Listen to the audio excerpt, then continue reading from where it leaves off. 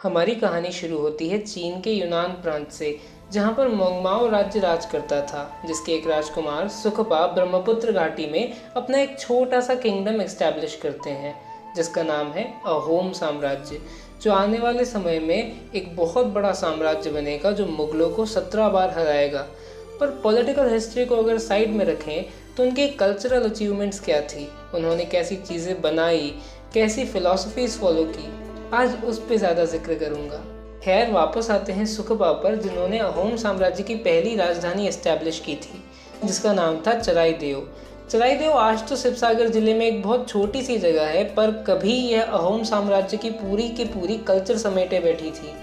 यहाँ पर अहोम राजाओं के मोइदाम या फिर दफनाने के स्ट्रक्चर्स मिले हैं। एक मोइदाम इस तरह से बनता है कि एक मिट्टी के टीले को बनाया जाता है, जिसके अंदर राजा और उनके साथ साथ 10 लोगों को जिंदा दफनाया जाता है ताकि वो उनकी आफ्टर लाइफ में मदद कर सकें। इसके अलावा इस पूरे मिट्टी के टीले के चारों ओर एक ऑक्टागोनल वॉल बनाई जाती है और मिट्टी के टीले के ऊपर एक पवेलियन बनाया जाता है, जिससे ये स्ट्रक्चर कंप्लीट होता है। जैसे इजिप्ट के राजा अपने लिए पिरामिड्स बनवाते थे, उसी तरह अहोम राजा अपने लिए मोइदाम्स बनवाते थे। मोइदाम अहोम धर्म के लिए बहुत इंपॉर्टेंट चीज़ें हैं। शुरुआती अहोम साम्राज्य उतना ही फॉरेन था इंडिया को जितनी शुरुआती दिल्ली सल्तनत थी, एटलीस्ट 300 सालों के लिए। और उनका अपना खुद का धर्म था, अहोम धर्म, जिसमें पूर्वजों की पूजा की जाती थी और पूर्वजों की लेवल्स होती थी। मतलब आप अभी अभी मरे हो तो आप दाम बनोगे, which is a low level पूर्वज। और जब आपको मरे हुए 14 जनरेशन्स बीत जाएंगी तब आप फी या भगवान बन जाओगे। अहोम धर्म के अंदर पूर्वजों से बने भगवानों के अलावा भी भगवान थे।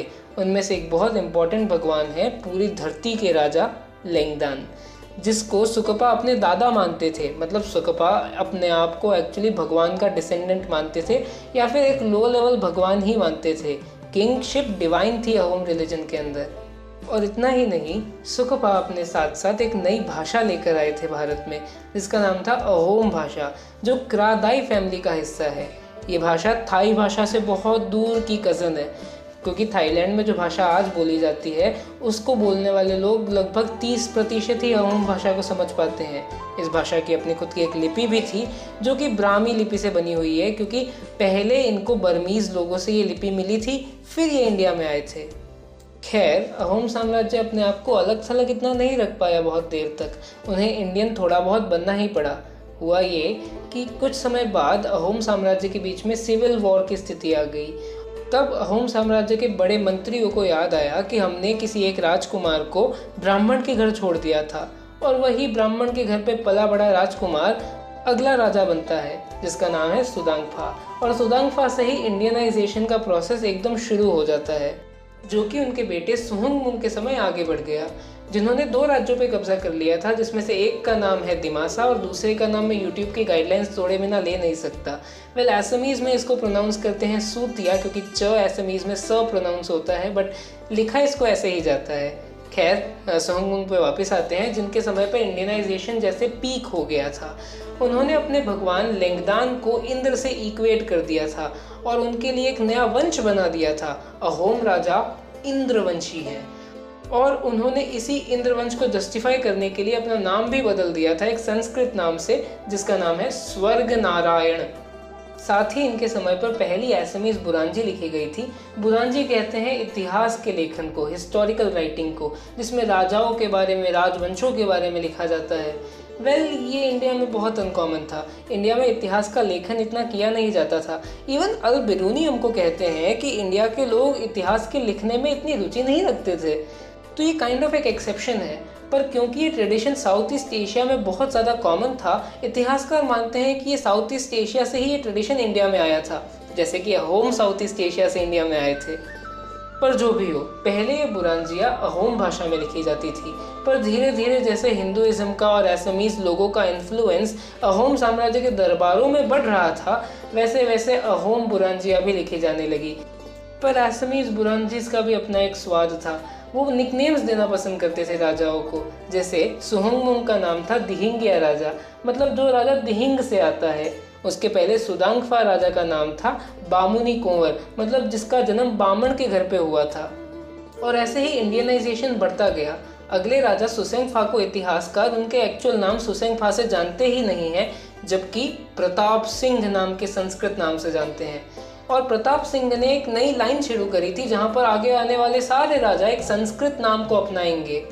पर यहाँ ध्यान देने वाली बात यह है कि इतना संस्कृताइजेशन हो गया, इतना इंडियनाइजेशन हो गया, पर अभी तक अहोम राजाओं ने हिंदुइज्म में कन्वर्ट नहीं किया है। अभी भी वो अहोम धर्म को फॉलो करते हैं। पर यह भी बदलने वाला था, क्योंकि उस समय ब्रह्मपुत्र घाटी के अंदर एक नया संप्रदाय जन्म ले रहा था।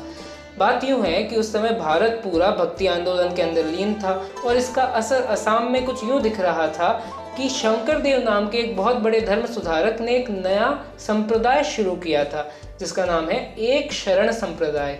एक शरण संप्रदाय में सब समान हैं, सबको समान अधिकार दिए जाते हैं, आत्मा और परमात्मा एक हैं। ये अद्वैत वेदांत का एक हिस्सा है जिसमें आत्मा परमात्मा से अंतर नहीं रखती है।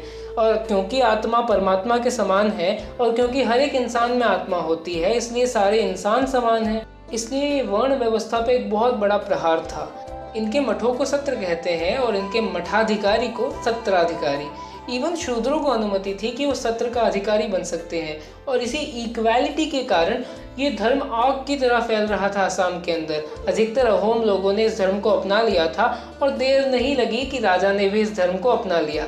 अगले राजा जयध्वज या सुतमला ने इस धर्म को अपना लिया था और उनको एक सत्र का अधिकारी भी बनाया गया था। पर बदलाव केवल और केवल धार्मिक स्थितियों पे नहीं हो रहा था।